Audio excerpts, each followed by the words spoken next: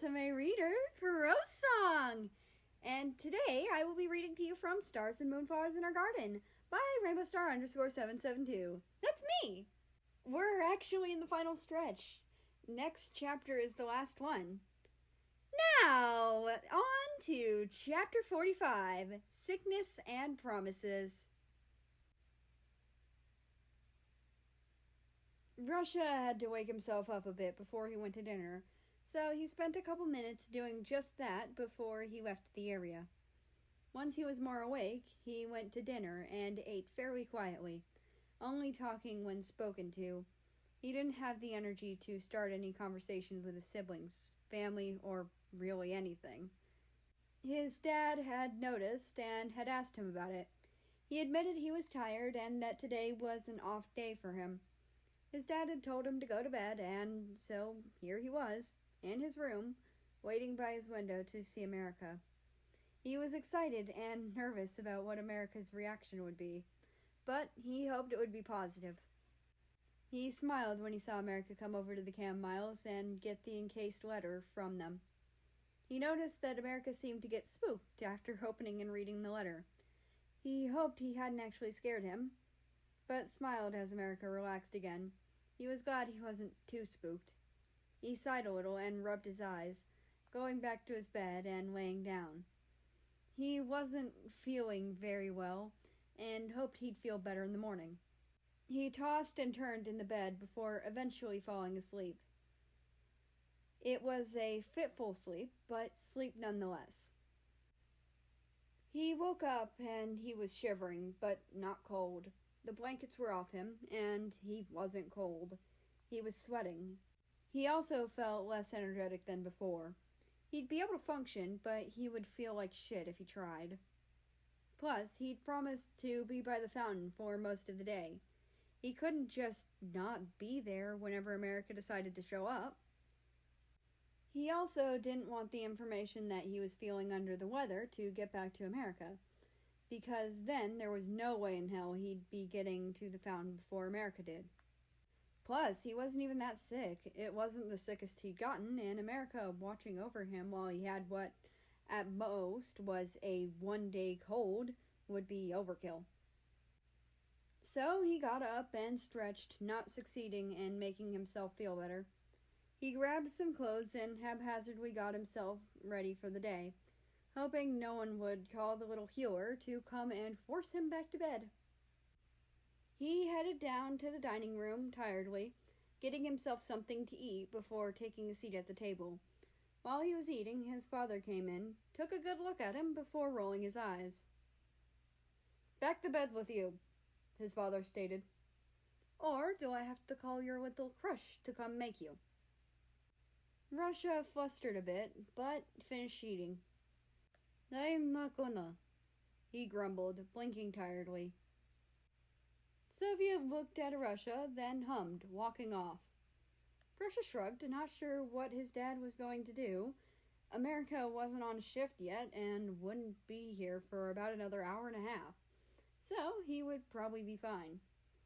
He didn't think Soviet would bother America before his shift started. So he continued to eat. He'd probably be fine for the next hour and a half.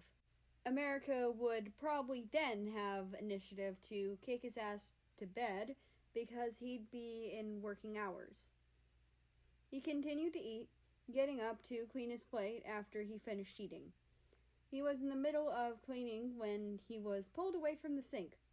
He reached to turn it off and started to look around, confused. "I'm taking you back to bed."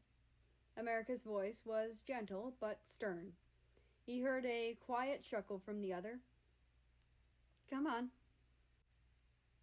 Russia found that America was the one who'd pulled him away from the sink. He was surprised. He didn't think that America would be around the castle at the time.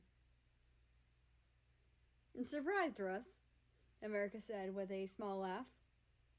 "I like to show up this early. Plus, it's actually later than you thought." "What do you mean?"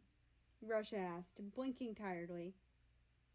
"It's actually only a little past 8. I'm only about an hour early," America said gently, continuing to pull Russia away from the sink and out of the kitchen. "Let me finish cleaning my plate," Russia mumbled, struggling to move towards the sink again. "Plus, I have stuff to do today." "I have to check you for a fever." America let out a small laugh before he finished his thought. "And the thing you have to do is rest." "No, I have a thing to do. A promise to keep," he grumbled, continuing to struggle. "Plus, I'm not even that sick." You were too tired to realize what time it is, and that I was getting close," America remarked, continuing to get Russia out of the kitchen. "So, come on." Russia grumbled a little and continued to resist. "I'll pick you up again." America hummed out the threat. It wasn't a threat, per se. Russia just didn't want to go back to bed. "So, either I pick you up and carry you there, or you go by choice." Russia ignored this and continued to struggle against America's hold on him. He would very much like to continue his day and wait by the fountain as he promised. "And I'm certain that whoever you promise to do something with or for will understand," America said softly, smiling a bit at him as he opted to lift Russia up. Russia struggled a bit, trying to get down. He had to get to the fountain by noon and stay there. He had promised to be there, and he couldn't exactly tell America with another note. There was no taking it back. He had to be there. America gently placed Russia on the bed, carefully moving a hand to see if Russia had a fever, which he did.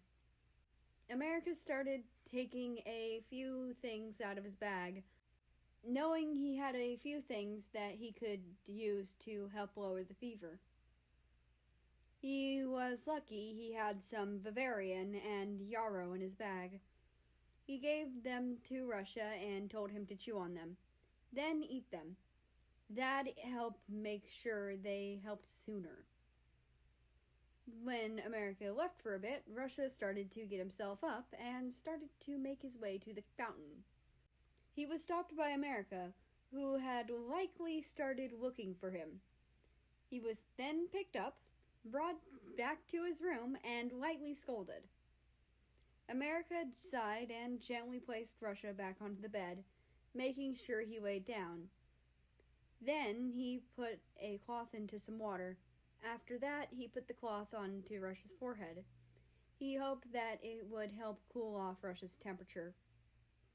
Russia refused to close his eyes, watching as America pulled a chair over to sit next to his bed. Then America started humming, which caused Russia to relax. He closed his eyes and eventually fell asleep. When he woke up again, he felt a whole lot better. He wasn't quite back to normal, but it was more manageable now. He'd probably be able to convince America to continue his day. Speaking of him, he was seated next to his bed. He had a soft smile on his face. He also noticed that America's shift was almost over, so the other would probably leave fairly soon. So he pretended to be asleep, as if America knew he was awake, he'd probably stay with him until he genuinely fell asleep again. After what felt like hours, but was probably 10 or 15 minutes, he heard America get up, move his chair back, then leave the room. He opened his eyes, carefully scanning the room to make sure that America had actually left before getting up and opening his window. He climbed out of the window, choosing to take the fastest way he could to the fountain. As soon as he got on the ground, he made his way to the fountain, taking a seat on one of the benches by it. Because of how he'd opted to get there, he was there before America. He hoped America didn't try to come here while he was asleep, but he knew that the other probably wouldn't have left him alone while he was in bed. So the fear that that was the case was unfounded. He sighed a little, anxiously rubbing his forearm. He hoped America would get there soon. He heard some noise and perked up, looking in the direction it had come from. Upon looking, he saw America was coming towards him and the fountain. He smiled to himself anxiously and tried to make himself more presentable. When America got over, he immediately went to checking on him, seemingly not paying any mind to the fact that he was Neeks. He seemed more concerned with getting him to bed and making sure he was actually okay, which was a relief. "Now that you know I'm Neeks, what are you going to do?" he asked, smiling anxiously again. And that's the end of this chapter. I hope you enjoyed. Anyway, I'd like to invite you to join the Discord, which is linked down in the description below. Also, next chapter is the last one, then we have a bench comp. I hope you've enjoyed this story. Anyway, I hope you have a nice rest of your day, night, or whatever it is for you. Just enjoy your time. And I will see you tomorrow.